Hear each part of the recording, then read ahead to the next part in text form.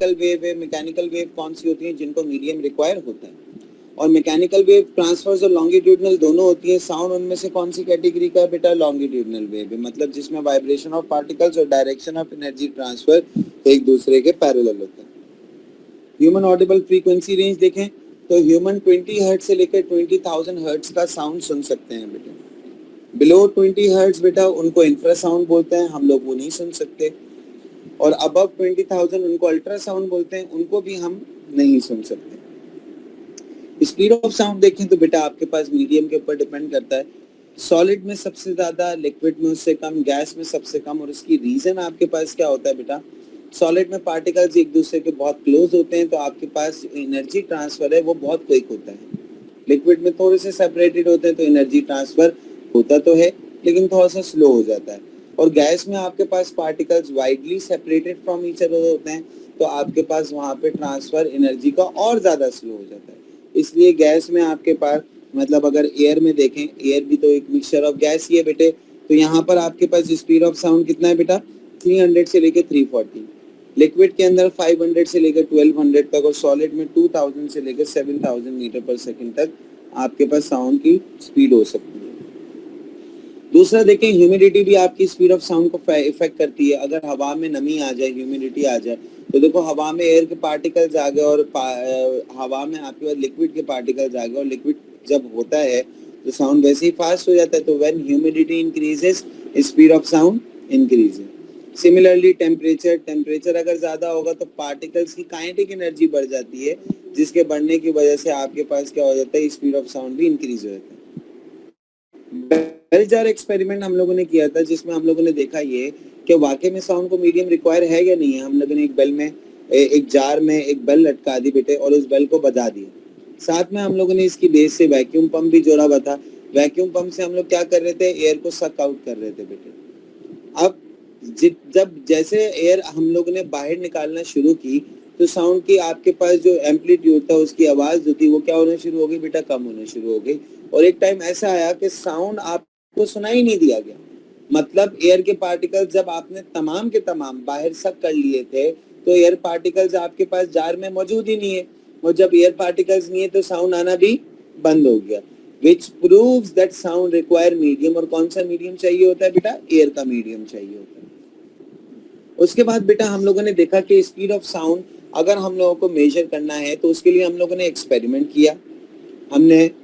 मैंने और हमारे साथ इब्राहिम साहब है, आपको दिखाई दे रहे होंगे। मेरे हाथ में बेटा पिस्टल है, इब्राहिम साहब के हाथ में स्टॉप वॉच है। हमने किया क्या? पिस्टल से मैंने फायर किया तो इब्राहिम साहब ने उस पिस्टल से फायर होते वक्त फ्लैश देखा, और जैसे ही वो फ्लैश देखा ना बेटे तो उन्होंने अपने स्टॉप वॉच ऑन कर दिया, और उसके बाद थोड़ी देर बाद उनको साउंड सुनाई दिया, और जैसे ही साउंड सुनाई दिया उन्होंने क्या किया? स्टॉप वॉच को बंद कर दिया।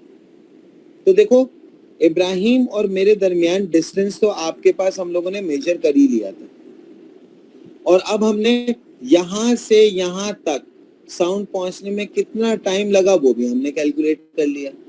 तो डिस्टेंस मौजूद है, टाइम मौजूद है, हम लोगों ने क्या निकालनी है? स्पीड। स्पीड का फॉर्मूला क्या होता है? Distance over time. लेकिन इस एक्सपेरिमेंट में प्रॉब्लम ये है कि ह्यूमन एरर आ सकता है। हो सकता है कि इब्राहिम ने करेक्ट टाइम पे स्टॉप वॉच ऑन ना की हो, या हो सकता है करेक्ट टाइम पे स्टॉप वॉच बंद ना की हो, तो ह्यूमन एरर तो है बेटे। तो इस ह्यूमन एरर को रिमूव करने के लिए हमने ये एक्सपेरिमेंट मल्टीपल टाइम्स किया, तो मेरे पास मल्टीपल टाइम की वैल्यूज आ गई, और फिर मैंने उस टाइम का क्या निकाल लिया? एवरेज निकाल लिया। देखो जहां पर ह्यूमन एरर होता है वहां पर हम एरर को रिमूव किस तरीके से करते हैं?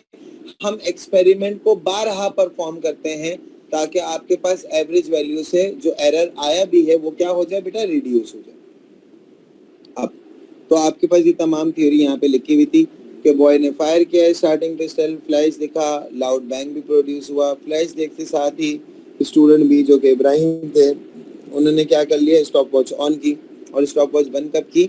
जब उन्होंने साउंड सुना। ये एक्सपेरिमेंट को बार बार रिपीट किया ताकि आपका एवरेज वैल्यू ऑफ टाइम निकाल सकें to reduce the error. Distance जो है मेरे मतलब स्टूडेंट ए और स्टूडेंट बी के दरमियान जो हम लोगों ने मेजर किया है, ये आपके पास किस तरीके से मेजर किया? या तो मेजरिंग टेप से मेजर किया है, या टर्नर व्हील से। आपके पास एक ऐसा व्हील होता है जिससे ग्राउंड की लंबाई नापी जाती है, टर्न हो रहा होता है बेटा, उसके थ्रू हमने डिस्टेंस मेजर किया। प्रिकॉशन क्या थी बेटा इस एक्सपेरिमेंट में कि इन दोनों स्टूडेंट्स के दरमियान का जो डिस्टेंस होना चाहिए वो लार्ज होना चाहिए। क्यों? ताकि आपको फ्लैश और साउंड एक साथ सुनाई ना दे, टाइम से सुनाई दे, एक वक्फे से सुनाई दे। ये बिल्कुल उसी तरीके से देखे, बादल जब कड़कते हैं तो बिजली आपको पहले दिखाई दे देती है और साउंड आपको उसका बाद में सुनाई देता है। तो आपको पता है लाइट फास्ट है, साउंड स्लो है, तो इसलिए लाइट पहले दिखाई दे गई और साउंड उसका थोड़ी देर बाद सुनाई दिया जा रहा होता है। फॉर्मूला कौन सा लगा है? Speed is equal to distance over time. और याद रखें टाइम की कौन सी वैल्यू यूज करनी है आपने? एवरेज वैल्यू यूज करनी है। उसके बाद फिर हम लोगों ने देखा आपके पास अगर यही एक्सपेरिमेंट सीआरओ के थ्रू किया जाए। सीआरओ क्या होता है बेटा? एक डिवाइस होती है जिसके through frequency, amplitude, time period ये हम लोग मेजर कर सकते हैं। तो देखो आपके पास हुआ क्या कि हम लोगों ने एक दो माइक लगाए बेटे और दो माइक के दरमियान को जो डिस्टेंस रखा हुआ वो डी है आपके पास। आपके पास दोनों माइक्रोफोन किससे कनेक्टेड है बेटा? सीआरओ से कनेक्टेड है। साउंड कहाँ से प्रोड्यूस हुआ बेटा? लाउड स्पीकर से साउंड प्रोड्यूस हुआ। The first pulse is produce when sound passes mic 1। Mic 1 से जब साउंड पास हुआ ना तो हम लोगों ने उस वक्त फर्स्ट पल्स आ गई आगे। फिर जब ये साउंड सेकंड माइक से पास हुआ बेटा तो आपके पास ये सेकंड पल्स आ गई। तो फर्स्ट पल्स और सेकंड पल्स के दरमियान का हम लोगों ने टाइम नोट कर लिया और डिस्टेंस तो पहले से ही नोट किया हुआ इन दोनों माइक के दरमियान का। टाइम आ गया, डिस्टेंस आ गया, क्या निकाल लोगे बेटे? स्पीड निकाल लोगे। ठीक है, अब जरा देखो मैंने आपको ये ऑसिलोस्कोप का आपको एक ग्रिड बना के भी दिखाया था। एक्स एक्सिस पे आपको क्या पता चलता है बेटा? टाइम। वाई एक्सिस पे आपको क्या पता चलता है बेटा? एम्पलीट्यूड पता चलता है। ठीक है बेटे, तो हम लोगों ने क्या किया, हमने देख आपको यहाँ पे बता दिया जाता है कि फॉर एग्जाम्पल आपको यहाँ पे बता दिया जाएगा कि ये एक डिवीजन जो है ये 2 मिलीसेकंड का है। ठीक है, ये आपको बता दिया जाएगा। तो अब जरा देखो, अब मैं देखूंगा कि पहली वेव और दूसरी वेव में कितने डिवीजन का फर्क आया है बेटा। तो लेट अस से 4 डिवीजन आ रहे हैं। तो बेटा मुझे बताओ एक डिवीजन कितने मिलीसेकंड का था? 2 मिलीसेकंड। तो 4 डिवीजन कितने मिलीसेकंड्स के हो जाएंगे? 8 मिलीसेकंड्स। मतलब पहले माइक और दूसरे माइक के दरमियान जो टाइम इंटरवल था वो कितना आ गया बेटा? 8 मिलीसेकंड्स आ गए। तो टाइम आ गया, डिस्टेंस पहले से ही पता है, डिस्टेंस ओवर टाइम क्या आपके पास क्या आ गया बेटा? स्पीड आ गया। आपको बस यहाँ पे प्रिकॉशन क्या रखनी है कि एनवायरनमेंट क्वाइट होना चाहिए, मतलब पंखे की भी आवाज ना आए, वरना तो आपके पास यहाँ पर क्या होगा, पल्सेस आती रहेंगी ना बेटा, तो मुझे कैसे पता चलेगा कि ये दोनों पल्सेस होंगी। तो आप ऐसे एनवायरनमेंट में करें ये पूरा का पूरा एक्सपेरिमेंट जो बिल्कुल क्वाइट है, जहां पर आपके पास पल्स जनरेट होती है तो सिर्फ और सिर्फ किसकी जनरेट हो? माइक्स की जनरेट हो, सराउंडिंग की पल्सेस जनरेट ना हो, या सराउंडिंग से कोई आवाज माइक में ना जाए उसकी वजह से पल्स जनरेट हो जाए बेटा। उसके बाद बेटा हम लोगों ने देखा एको क्या होता है, साउंड भी आपके पास रिफ्लेक्ट होता है और रिफ्लेक्शन ऑफ साउंड को बेटा हम लोग क्या बोलते हैं? एको बोलते हैं। ठीक है, वालेकुम अस्सलाम, ऐड हो गए हो हाशिम, आ जाओ।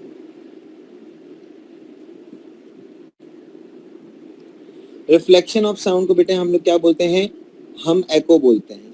और जब मल्टीपल एकोस आ जाते हैं तो उसको रिवर्बरेशन बोला जाता है बेटा। गौर से सुनना बेटा। अब जरा देखो एको में एक चीज होती है, वो चीज क्या है जरा उस चीज को समझें बेटा। एको में आपके पास होता ये है कि अगर देखो यहाँ से ये रहा एक बंदा, इसने साउंड प्रोड्यूस किया, ये है आपके पास रिफ्लेक्टिंग सरफेस जो कि एक दीवार है। तो बेटा साउंड पहले दीवार पे जाएगा और दीवार से वापस आपके पास आएगा। तो अगर बंदे और इस दीवार के दरमियान डिस्टेंस डी है तो साउंड ने कितना डिस्टेंस ट्रेवल किया बेटे? 2d ट्रेवल किया, गया भी है और वापस आया भी है ना। तो यहाँ पे स्पीड का फॉर्मूला क्या होगा बेटा? डिस्टेंस अपॉन टाइम होता है, लेकिन डिस्टेंस हमेशा क्या होगा बेटा? 2d। और टाइम तो वैसे ही है। मैं क्या चेक कर रहा हूँ बेटा, यहाँ पर मैंने जैसे ही मैंने क्या किया, आपके साउंड प्रोड्यूस किया तो साउंड पहले दीवार तक गया और दीवार से वापस मेरे तक आया, तो डिस्टेंस कितना ट्रेवल कर दिया बेटा? 2d। तो एको में स्पीड का फॉर्मूला क्या होता है? 2d over t। अगर एको को रिड्यूस करना हो तो आप क्या करें बेटा? कारपेट का इस्तेमाल करें, कर्टन्स का इस्तेमाल करें, फोम मटेरियल का इस्तेमाल करें, जिस तरीके से थर्मोकोल की दीवारें बनाएं, तो आपके पास क्या होगा बेटा? साउंड रिफ्लेक्ट नहीं होगा, एब्जॉर्ब होगा।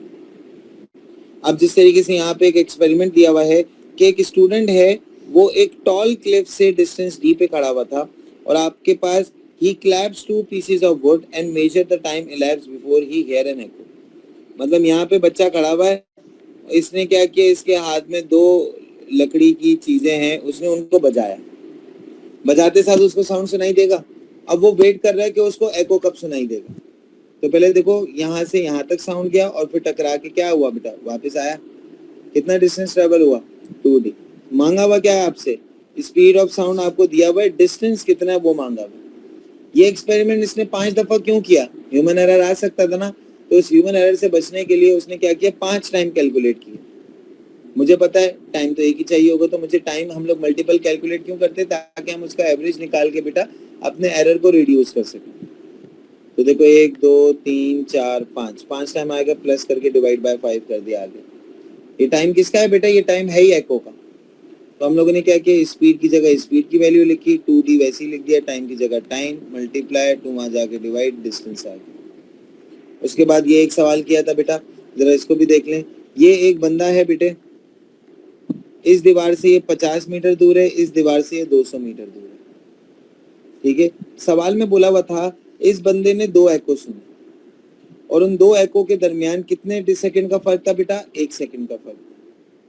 तो अब देखो पहला एको उसने कहां से सुना होगा, पहला एको तो इस दीवार से सुना होगा, ठीक है।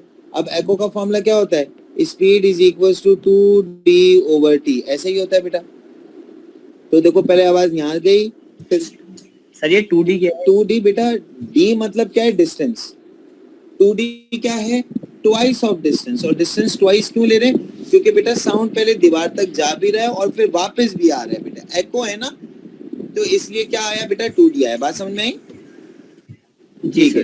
तो अब जरा देखो बेटे, आपके पास पहला एको इस बंदे को कौन सी दीवार से सुनाई दिया गया होगा, जो करीब होगी बेटे, और वो कौन सी बिल्डिंग थी, बिल्डिंग टी थी। तो मैंने कहा इसकी स्पीड का फॉर्मूला क्या होता है, speed is equal to distance over time, लेकिन डिस्टेंस 2d होता है बेटा। d कितना था बेटा, 50, तो 2d कितना हो जाएगा, 100 ओवर t1। मुझे नहीं पता कितनी देर बाद सुनाई दिया गया, तो बस मैंने उसके टाइम को क्या बोल दिया बेटा, t1 बोल दिया। उसके बाद दूसरा एको इस बंदे को कहां से सुनाई दिया होगा बेटा, बिल्डिंग क्यू से। कैसे, देखो आवाज पहले इस दीवार तक गई होगी और फिर इस दीवार से वापस कहाँ पे आई होगी, यहाँ पर आई होगी। तो डिस्टेंस अगर 200 है तो कितना लेंगे हम लोग, 400 लेंगे। तो स्पीड का फॉर्मूला वही फॉर्मूला लगाया, 2d/t, 2 × 200 400 ओवर t। इसका भी कुछ टाइम होगा, लेकिन वो टाइम हमें पता नहीं। दोनों के टाइम को सेपरेट कर लिया बेटा, यहाँ से t1 को सेपरेट कर लिया, यहाँ से t2 को सेपरेट कर लिया। इतना जरूर पता है t1 की वैल्यू छोटी होगी और t2 की वैल्यू बड़ी होगी।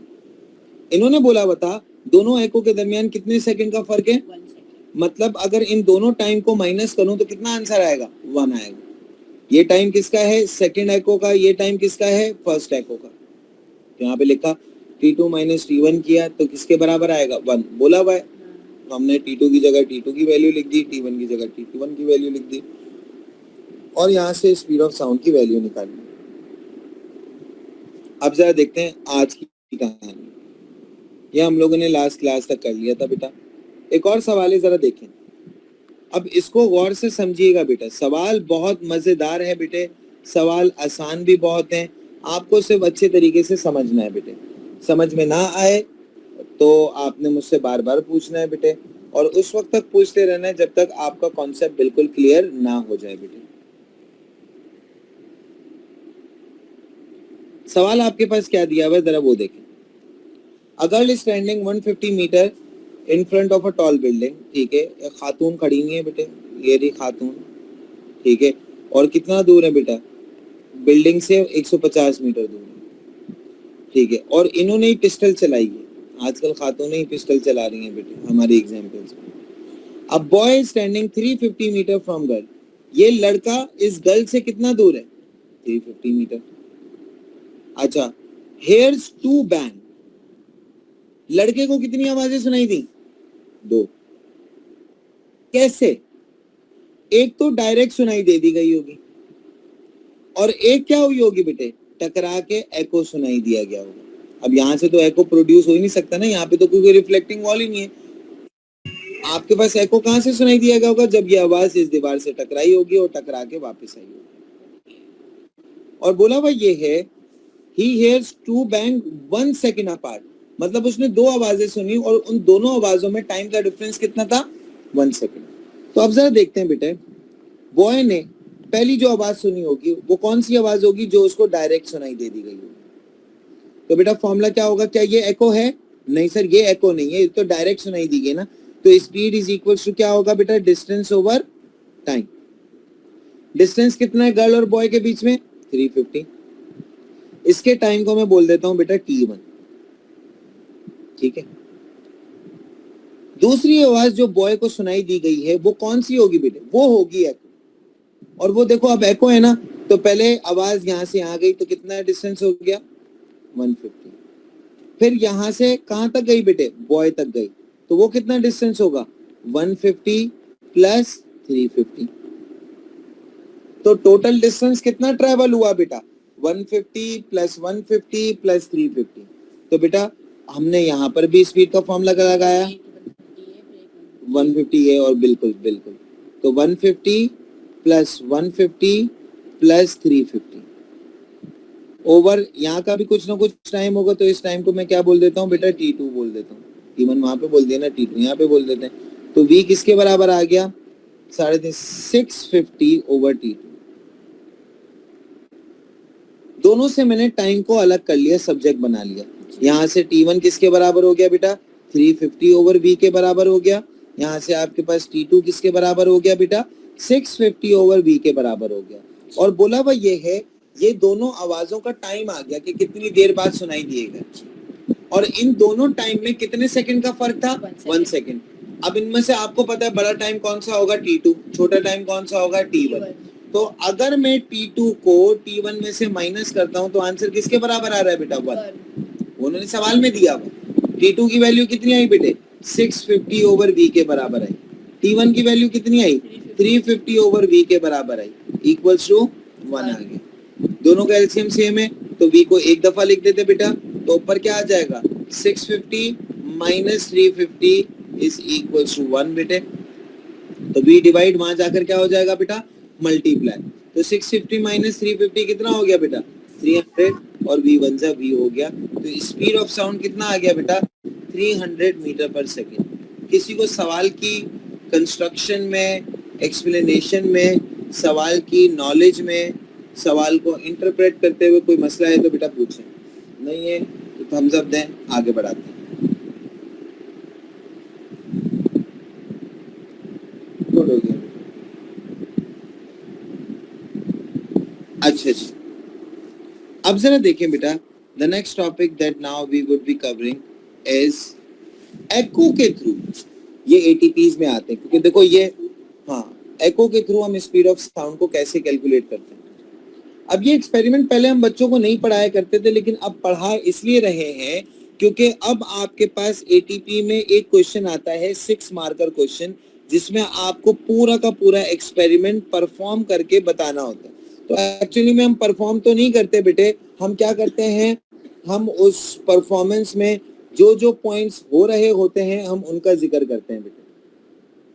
तो इसलिए ये एक्सपेरिमेंट अब पढ़ना आपके लिए भी लाजमी है और इनको समझना भी आपके लिए बेटा अब लाजमी हो गया है। अब जरा देखें, अगर मैं एको मेथड के थ्रू स्पीड ऑफ साउंड को मेजर कर रहा हूं तो मैं कैसे मेजर करूंगा? तो हमने क्या किया बेटा, दो स्टूडेंट्स ले लिए, एक है ए एक है बी। फॉर सपोज हमने जैनब जी और हमने हक साहब को ले लिया बेटे। जैनब जी एज यूजुअल हमारे एग्जाम्पल में पिस्टल फायर, हम लड़कियों को चांस देते हैं बेटे। जैनब जी पिस्टल फायर कर रही हैं, हक साहब के हाथ में आपके पास स्टॉप वॉच। जैनब जी ने जैसे ही पिस्टल फायर की, हक साहब ने क्या किया, स्टॉप वॉच ऑन कर दिया। अब थोड़ी ही देर बाद जब आवाज यहां से यहां जाएगी और टकरा के वापस आएगी तो ये क्या सुनाई दिया गया, हक साहब को एको सुनाई दिया गया, ठीक है ना। और जैसे ही उनको एको सुनाई दिया गया उन्होंने क्या कर दिया, स्टॉप वॉच को बंद कर दिया। बेटा देखो आवाज, अब देखो मेरी आवाज गूंज रही है, मेरी आवाज वापस रिटर्न होके आ रही है। जो मैं बोल रहा हूँ ये तो मैं 2 दफा सुनाई दे रहा है, 1 दफा तो एको है ही नहीं बेटा यहाँ पर। जिस तरीके से वो होता है ना 12 रबी अव्वल की महफिल में लोग बड़े बड़े डेग लगा के, खैर महफिल मिलाद मनाना चाहिए, मैं इसके बिल्कुल हक में हूँ, हम खुद भी मनाते हैं, हर कोई मनाता है बेटा, कोई ऐसा नहीं है जो ना मनाए। लेकिन ये तो हमारे नबी ने नहीं बोला कि क्या कहते हैं रात के 12:30-1 बजे आप बिल्कुल वूफर में लगा के बेटा झूमो झूमो झूमो झूमो। अब वो रात में हम ख्वाब में पता नहीं कौन से झूम रहे होते हैं, वो वहां से झुमा देते हैं। तो ज़ैनी आज़माइश सीजन 11 ऐसी पहुंच गया सर, आपको क्या लग रहा है? क्या हुआ बेटा?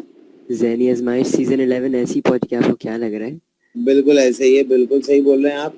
तो देखो आपके पास क्या है, वो देखो आप उन स्पीकर में भी होता है ना, तो वो नाच चल रही होती है, तो उसमें बोलते हैं झूमो। अब वो झूमो एक दफा होता है ना, वो ऐसा नहीं होता बेटा, झूमो झूमो झूमो झूमो। तो फिर उसके बाद 12वीं का चांद आया, अब वो चल रहा होता है, साथ में पीछे उनका एको भी चल रहा होता है। तो अब वहां पर इतने मल्टीपल एकोज होते हैं जो वो नाद भाई साहब पढ़ रहे होते हैं अल्लाह की रजा के लिए, उसका एक वर्ड समझ में नहीं आता। अगर फिजिक्स की जबान में बोला जाए तो ये क्या हुआ है बेटा? रिवर्बरेशन। मल्टीपल एकोज जब आते हैं तो उसको क्या बोलते हैं बेटा? रिवर्बरेशन। उससे होता क्या है, आपको आवाज ही नहीं सुनाई देती बेटा।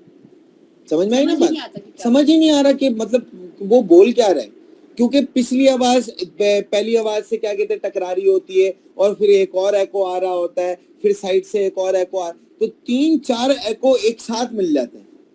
वो झूमों का जे समझ में आता है बेटा, मुंह में तो हम खुद ही, हमारी रूह भी उठ जाती है, कौन झुमा रहा है हमें, ठीक है ना बेटे? तो वो मल्टीपल एकोज होते हैं। एको आप समझ में आए बेटा? आपको कब सुनाई देगा, हमें कैसे पता चलेगा? एक आवाज तो उसको पिस्टल फायर कर दी ना, फिर उसको वापस आवाज सुनाई देगी उस पिस्टल की थोड़े टाइम बाद, लेकिन ऑब्वियस सी बात है।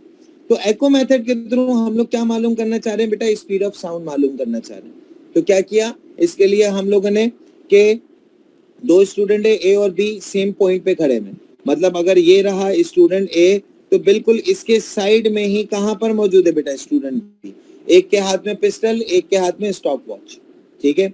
जैसे ही साउंड प्रोड्यूस हुआ तो आपके पास हक साहब के हाथ में स्टॉप वॉच थी ना, उन्होंने क्या किया, स्टॉप वॉच को ऑन कर दिया। अब उनको फिर एको सुनाई दिया जाएगा, और जैसे ही वो एको सुनेंगे बेटा, वो स्टॉप वॉच को क्या कर देंगे, बंद कर देंगे। इस एक्सपेरिमेंट को हम रिपीट करें मल्टीपल टाइम, क्यों? ह्यूमन एरर आ सकता है, हो सकता है स्टॉप वॉच हक साहब सही टाइम पे या तो स्टार्ट ना करें, हो सकता है सही टाइम पे बंद ना करें, ह्यूमन एरर आ रहा है ना बेटा। तो उस ह्यूमन एरर को रिमूव करने के लिए हमने यही एक्सपेरिमेंट क्या किया बेटा, सेवरल टाइम्स किया, और एवरेज वैल्यू निकाल ली टाइम की, ताकि हम लोग क्या कर सकें, रैंडम एरर जो कि ह्यूमन एरर होता है उसको हम लोग रिमूव कर सकें। डिस्टेंस स्टूडेंट टू वॉल का हम लोगों ने पहले से मेजर कर लिया होगा, या तो मेजरिंग टेप से मेजर करेंगे या तो टर्नल व्हील से मेजर करेंगे। फॉर्मूला क्या लगाएंगे? Speed is equal to 2d/t। 2d क्यों इस्तेमाल किया? एको है, ठीक है ना बेटे? तो अगर ये डिस्टेंस 480 का है तो मैं 480 नहीं इस्तेमाल करने वाला, 480 टाइम्स बेटा 2 इस्तेमाल करने वाला हूँ, 960 मीटर इस्तेमाल करने वाला हूँ। और देखो टाइम क्या लिया, टाइम का एवरेज वैल्यू। एवरेज वैल्यू क्यों ली सर? क्योंकि सर एरर आ सकता है, तो हमने मल्टीपल टाइम निकाले थे और फिर उनका एवरेज निकाल लिया। तो इस तरीके से आपके पास स्पीड ऑफ साउंड कैलकुलेट हो जाएगा। अब प्रिकॉशन क्या है बेटे कि ये एक्सपेरिमेंट करते वक्त आपने किस चीजों का ध्यान रखना पड़ता है? पहली चीज, ओपन फील्ड में हो, ओपन फील्ड हो और एक ही रिफ्लेक्टिंग सरफेस हो। अगर यहाँ पर भी एक दीवार होती तो आवाज यहाँ से यहाँ पर भी आती, यहाँ से यहाँ पर भी आती, तो मैं किस एको पे अपना क्या कहते हैं स्टॉप वॉच बंद करूं, मसला आ सकता है ना बेटा। तो इसलिए ओपन फील्ड और जहां पर सिर्फ और सिर्फ एक ही रिफ्लेक्टिंग सरफेस हो, वहां पर आप ये एक्सपेरिमेंट परफॉर्म करें। दूसरा, डिस्टेंस ज्यादा रखें स्टूडेंट और वॉल के दरमियान, ऐसा ना हो कि एको फौरन ही सुनाई दे दे। तो इसलिए क्या करना है बेटा, डिस्टेंस को ज्यादा रखना है ताकि आपके एरर को कम हो सके।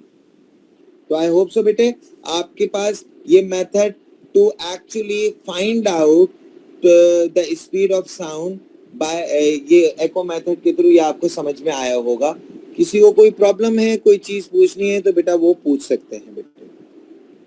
अब सेम टू सेम एक्सपेरिमेंट करने जा रहे हैं।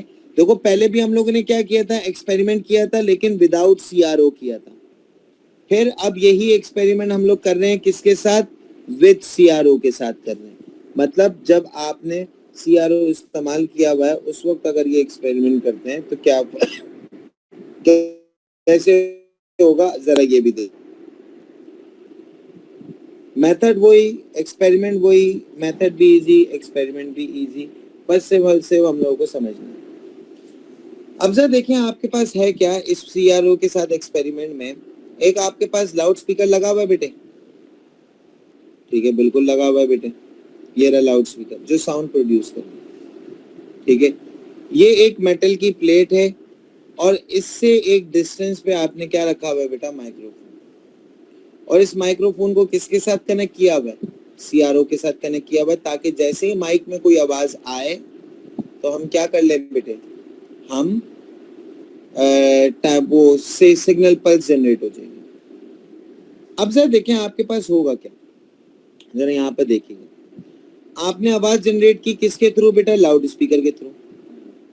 Mic detect the sound when sound crosses it for the first time. सबसे पहले तो माइक सुन लेगा बेटा, आवाज यहीं से जा रही है ना, तो पहले कहां से पास हो रही है, तो जैसे ही आवाज माइक में आएगी बेटे तो आपके पास ये पल्स जनरेट हो गई बेटे, पल्स जनरेट हो गई।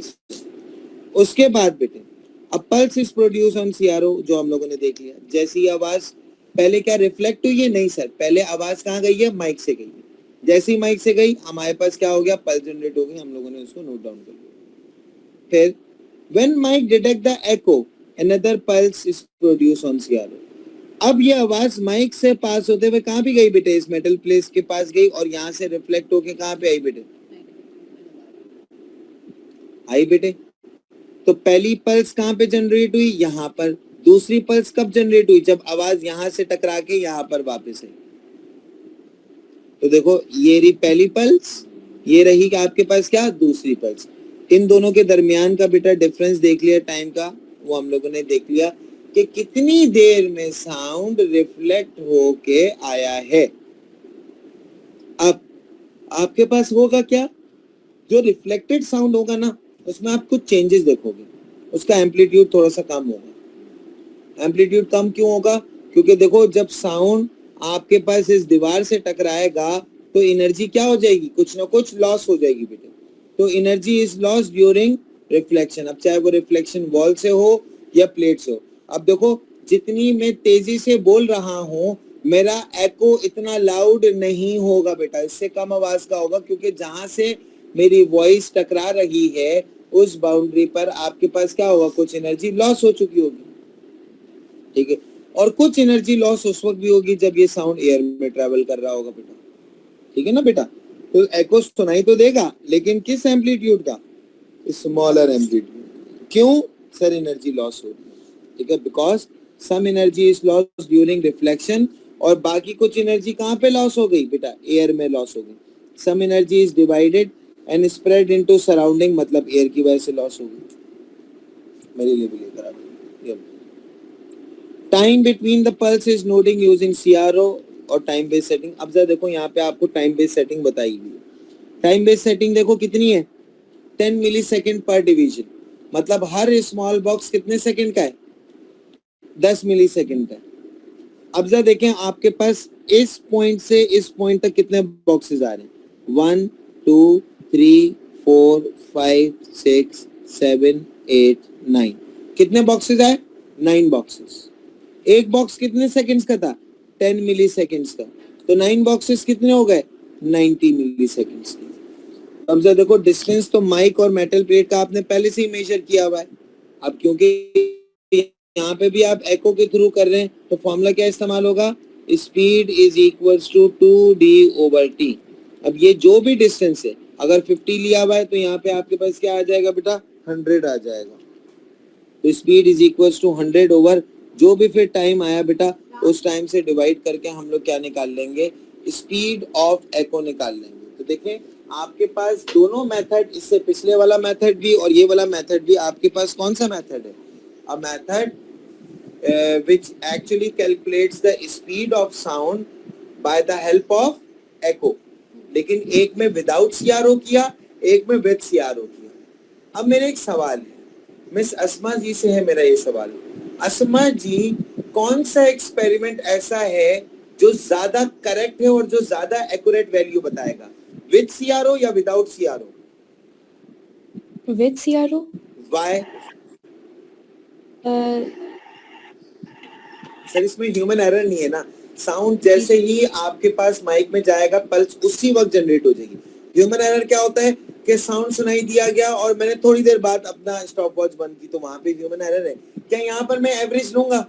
नहीं, यहाँ पे लेने की जरूरत ही नहीं है बेटे, ठीक है? क्यों? क्योंकि पहली ही वैल्यू जो मेरे पास सीआरओ से आएगी वो बिल्कुल एक्सीलेंट और एक्यूरेट आएगी। तो आई होप सो बेटे आपके पास ये भी मेथड आपको समझ में आया होगा कि how to calculate the speed of sound with CRO. ठीक है बेटे, अब इसी तरीके से हमारे पास साउंड टॉपिक की आखिरी चीज आपके सामने आ रही है, और वो जो आखिरी चीज है दैट इज योर अल्ट्रासाउंड। बेटे अल्ट्रासाउंड्स के बारे में अब हम देखते हैं। सबसे पहले बताएं अल्ट्रासाउंड होता क्या है। मैंने आपको बिल्कुल स्टार्टिंग में बताया, ठीक है? और अल्ट्रासाउंड में हम लोगों ने ये पता है कि आपके पास ऐसा साउंड जो कि क्या है बेटे, ह्यूमन ऑडिबल रेंज से बहुत ज्यादा है, मतलब 20,000 हर्ट्ज से ज्यादा है बेटा वो साउंड, इसलिए उस साउंड को अल्ट्रासाउंड बोला जाता है। जो 20 हर्ट्ज से नीचे होता है उस साउंड को क्या बोला जाता है बेटा? इंफ्रासाउंड बोला जाता है। जो 20,000 हर्ट्ज से ज्यादा है उसको क्या बोला जाता है बेटा? अल्ट्रासाउंड बोला जाता है बेटा। क्या हम इस अल्ट्रासाउंड को सुन सकते हैं? नहीं बेटा, उससे पहले एक दो सवाल हम लोग कर लेते हैं बेटा। ये आपके पास एक सवाल दिया हुआ है, जरा सवाल को समझिएगा और मुझे बताइएगा कि आपको समझ में आया या नहीं आया। लेकिन सवाल आपके पास क्या है? एक लाउड स्पीकर है और एक माइक्रोफोन है।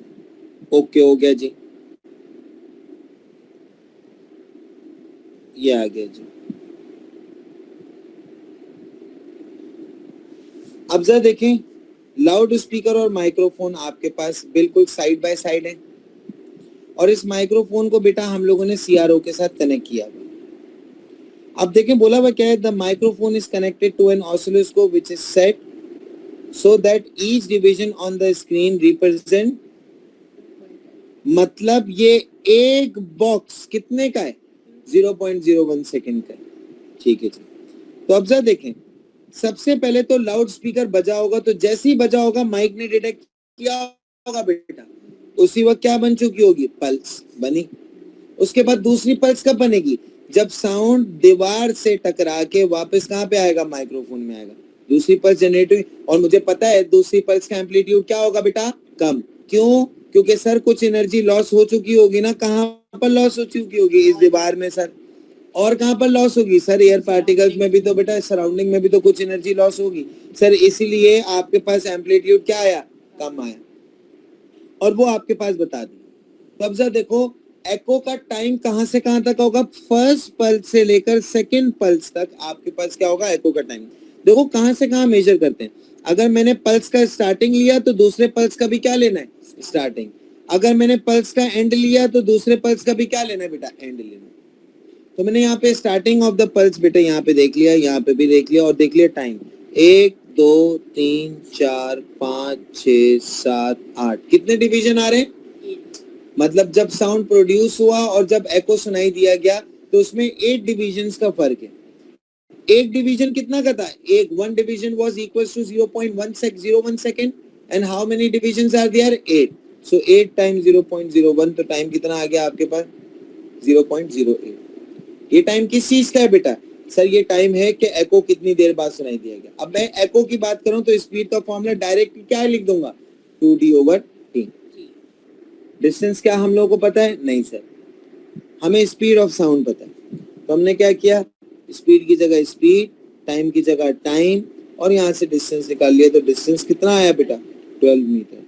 मतलब आपके पास क्या है कि आपके पास लाउड स्पीकर और वॉल के दरमियान, इस लाउड स्पीकर और इस वॉल के दरमियान जितना डिस्टेंस है वो हम लोगों ने बेटे क्या कर लिया? कैलकुलेट कर लिया। अच्छा सर, एक क्वेश्चन है कि एम्पलीट्यूड कम होने की वजह से साउंड की आवाज पे इफेक्ट होता है, लेकिन हर्ट। लाउडनेस पे हाँ, इफेक्ट होता है। और फ्रीक्वेंसी से क्या होता है फिर?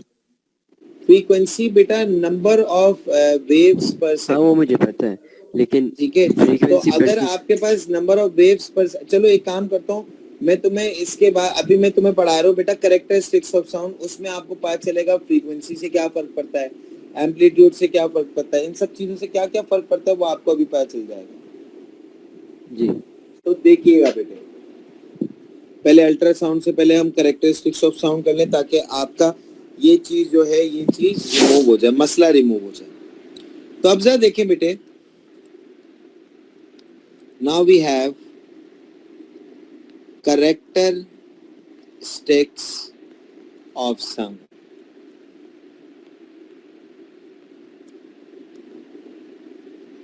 सबसे पहला कैरेक्टरिस्टिक आ रहा है बेटा लाउडनेस। लाउडनेस किस चीज को रिप्रेजेंट करता है बेटा? कि इट इज द, या it is affected bye, it is affected by the amplitude of sound। मतलब अगर देखें तो एम्पलीट्यूड से बेटा क्या इफेक्ट होता है? लाउडनेस। तो देखो बेटे, यहाँ पे इसका कोई भी ताल्लुक स्पीड से नहीं है। एक मैं मिसाल दे रहा हूँ बेटा, ये एक साउंड है, अच्छा साउंड बेशक लॉन्गिट्यूडनल वेव है, लेकिन हम लोग उसको बनाते किस तरीके से हैं बेटा? ट्रांसफर वेव के तौर पे ही बनाते हैं। तो परेशान मत होइएगा बेटा इससे।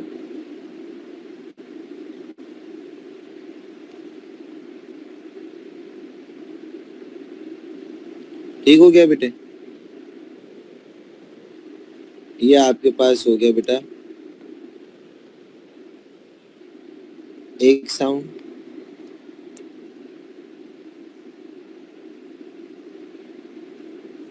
और ये हो गया दूसरा साउंड। अब दूसरा साउंड हम लोग बनाएंगे। दोनों में आप जरा देखिएगा, फर्क देखिएगा।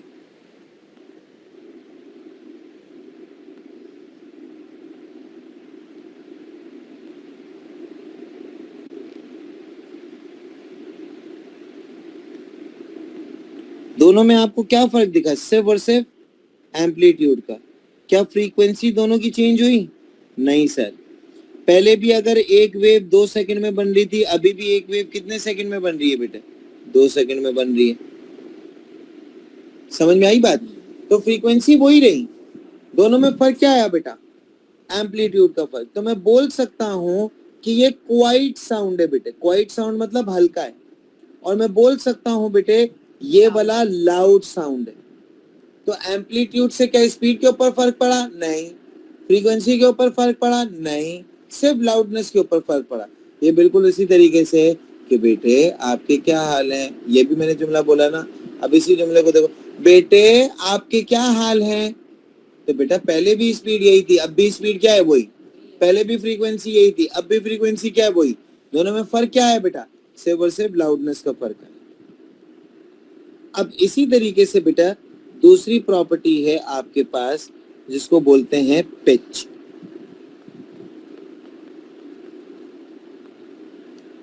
पिच क्या कहलाती है बेटे?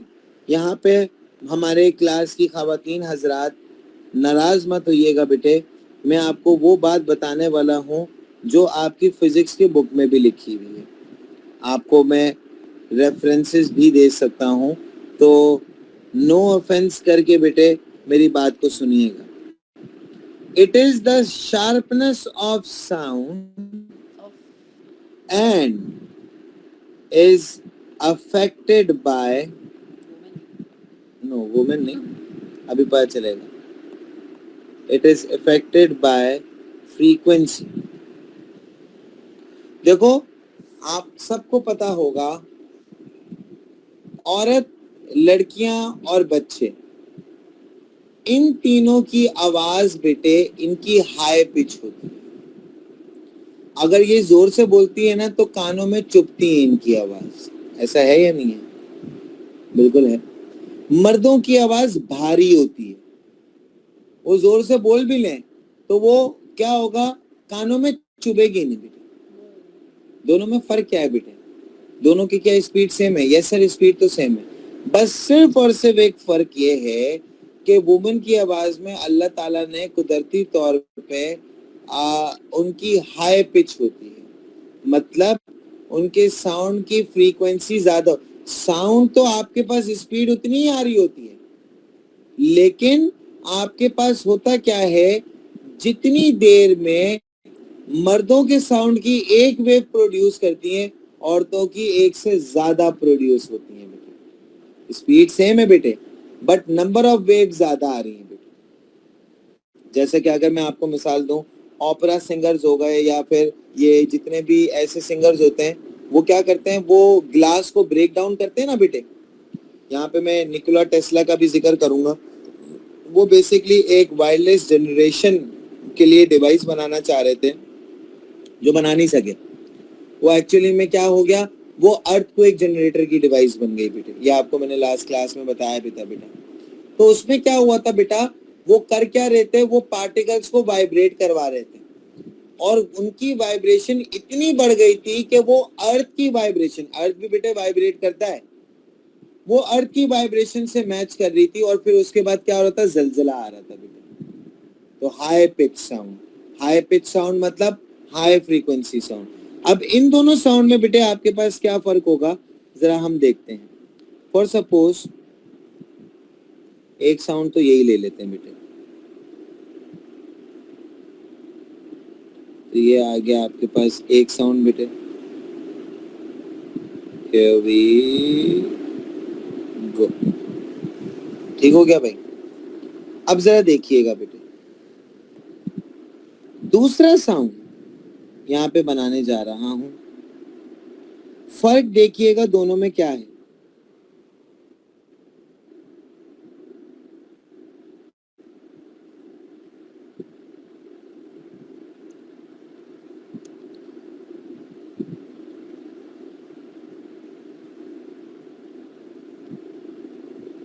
दोनों में फर्क क्या दिख रहा है बेटा, दोनों में फर्क ये दिख रहा है सर, साउंड तो एक ही है सर, दोनों का आपके पास एम्पलीट्यूड बराबर है सर, लेकिन सिर्फ और सिर्फ एक में ज्यादा वेव्स प्रोड्यूस हो रही हैं, एक में आपके पास कम वेव प्रोड्यूस हो रही है। ऐसा ही है क्या, दोनों का एम्पलीट्यूड देख लो, दोनों का एम्पलीट्यूड, इसका भी एम्पलीट्यूड उतना है, उसका भी एम्पलीट्यूड उतना है। अब आपके पास क्या है, एक में फ्रीक्वेंसी कम है बेटे, और दूसरे में फ्रीक्वेंसी क्या आ रही है बेटे, ज्यादा आ रही है। तो ये फर्क है बेटे, इस चीज को बोलते हैं पिच। कैसे स्पीड के ऊपर फर्क पड़ेगा? नहीं सर, बस साउंड की शार्पनेस के ऊपर फर्क पड़ेगा, ठीक है ना बेटे।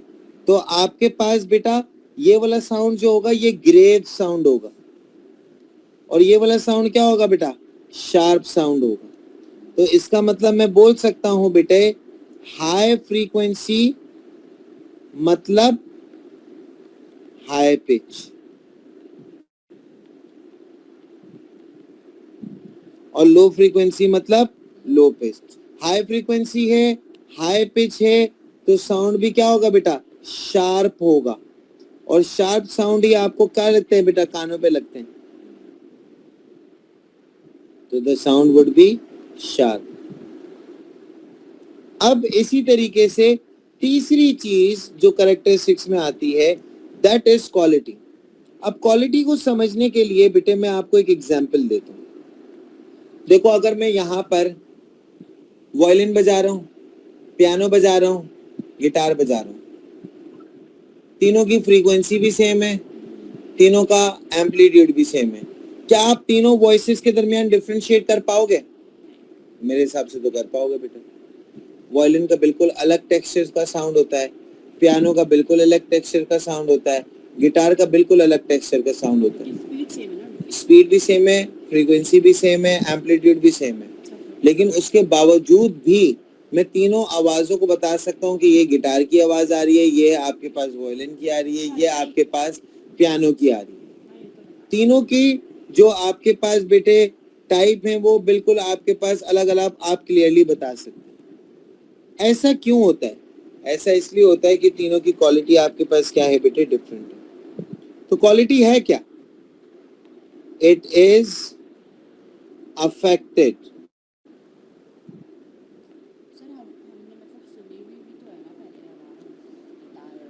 तो बेटा फिर भी ये तो बता सकते हो, चलो वायलिन गिटार को ना बता सको, कम से कम ये तो बता सकते हो कि ये दो अलग अलग इंस्ट्रूमेंट है, ये एक इंस्ट्रूमेंट से आवाज नहीं आ रही बेटा। अभी जिस तरीके से कल खाने खाते वक्त जेठालाल का मैं एक ड्रामा देख रहा था बेटा, तो उसमें एक एपिसोड थी जिसमें क्या कहते हैं, पोपटलाल, सोढ़ी और भिड़े ये जेठालाल को तंग कर रहे थे कि एक दीवार के पीछे होके एक आवाज मार रहे थे, साहिबा, लड़की की आवाज। वो खैर एक बड़ी स्टोरी है, मैं उस स्टोरी में नहीं पढ़ा। तो जेठालाल ने कहा यार पहली आवाज सुनाई दी, दूसरी आवाज सुनाई दी, तीसरी आवाज सुनाई दी, लेकिन ये तीनों आवाज अलग अलग लगी, क्योंकि वो तीनों आवाज किसने, एक पोपटलाल ने निकाली थी, एक आपके पास भिड़े ने निकाली थी, एक सोढ़ी ने निकाली थी।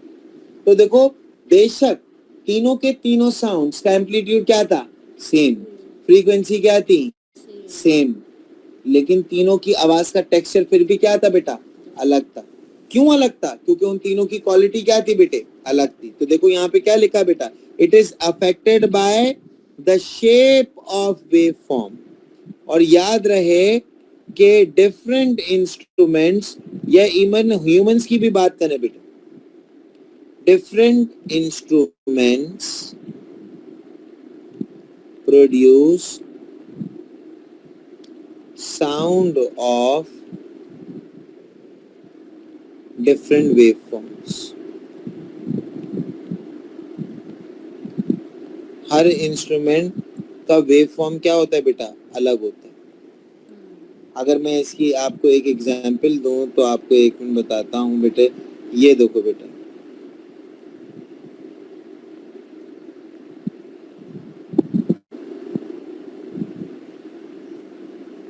ये तीनों सेम एम्पलीट्यूड के साउंड है बेटे, सेम फ्रीक्वेंसी के साउंड है, ठीक है। अच्छा सर, एम्पलीट्यूड और डेसिबल्स में क्या फर्क है? बेटा एम्पलीट्यूड और डेसिबल में कोई फर्क नहीं है।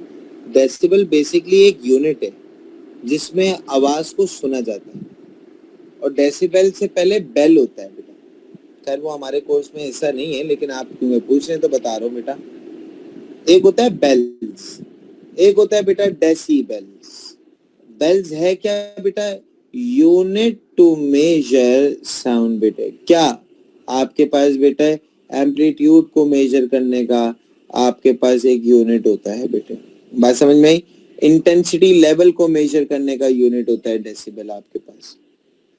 अब देखें ये तीनों के तीनों साउंड, एम्पलीट्यूड तीनों का क्या है, सेम, फ्रीक्वेंसी क्या है तीनों की, सेम, लेकिन तीनों की वेव फॉर्म्स क्या है बेटा, इसलिए तीनों की क्वालिटी भी क्या होगी। क्या ये तीनों सेम इंस्ट्रूमेंट से आ सकते हैं बेटा? ये तीनों कौन से इंस्ट्रूमेंट के होंगे बेटे, अलग अलग इंस्ट्रूमेंट के होंगे।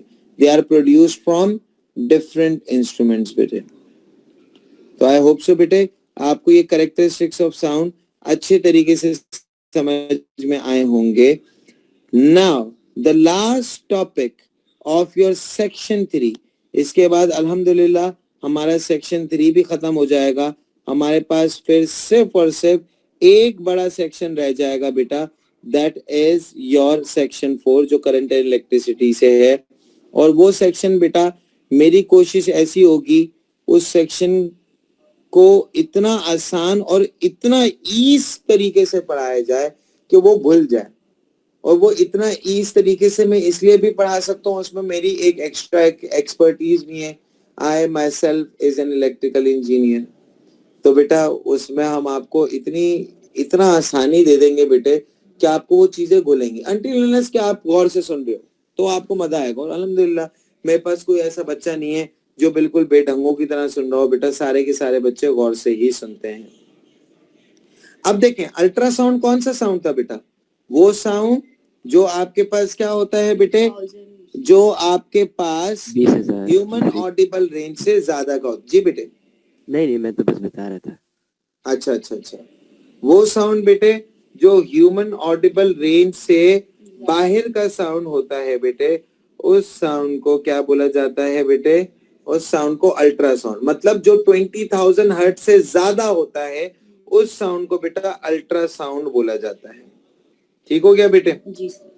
अब आगे देखते हैं बेटे। आपके पास ये अल्ट्रासाउंड की एप्लीकेशंस आती हैं। आपको एक मजे की कहानी बताऊं तो देखो, टाइटैनिक का नाम आपने सुना ही होगा, और टाइटैनिक में क्या मसले आए थे बेटे वो भी आपने सुने होंगे। ठीक है, सब सुना। टाइटैनिक में ये हादसा पेश क्यों आया बेटे? सर क्योंकि उसमें खुदा को चैलेंज। क्योंकि कुछ नहीं। क्योंकि अच्छा, एक सेकेंड, मैं आपको बताता हूँ बेटा। एक डिवाइस होती है जिसका नाम होता है बेटा sonar. Yes, sonar is a kind of a device जिसमें आपके पास करते क्या है, जो अंडरनीथ सी के जो पार्टिकल्स होते हैं ना, उनसे हम लोग बेटा चेक करते हैं कि कोई आगे आइसबर्ग या कोई डिफ्लेक्शन तो नहीं है बेटे। अंडरनीथ जो आपके पास क्या कहते हैं पार्टिकल्स होते हैं ना, उनकी डिफ्लेक्शन चेक की जाती है सोनार के थ्रू। टाइटैनिक का सोनार खराब हो गया था बेटा। अच्छा, टाइटैनिक में बेटा, टाइटैनिक बनने से पहले टाइटैनिक वालों ने फड़े भी बहुत मारी थी। उन्होंने जो ब्रांडिंग की थी टाइटैनिक की, वो ऐसे की थी, अनसिंकेबल शिप। मतलब पहले जैसी नहीं। ये अनसिंकेबल मतलब ये शिप सिंक हो ही नहीं सकती, और अल्लाह को चैलेंज किया, अल्लाह ताला को चैलेंज किया था उन्होंने। तो इसको खैर तो- अब इसमें हम इसको अपना बता इस्लामिक देगा। पॉइंट ऑफ व्यू डालते हैं बेटे, तो वो तो ये अल्लाह ताला को चैलेंज किया। हाँ। लेकिन बेटे इसमें 2-3 और भी फैक्टर थे कि आपके पास सोनार तो खराब था, लेकिन ऐसी जितनी भी बड़ी शिप्स होती है ना, उनमें आपके पास क्या होता है, एक बंदा टॉप पे बिठाया जाता है बेटा, जो चेक कर सके कि कहीं आइसबर्ग तो नहीं है, अगर सोनार डिटेक्ट ना भी कर सके। बंदे ने डिटेक्ट किया भी था बेटा।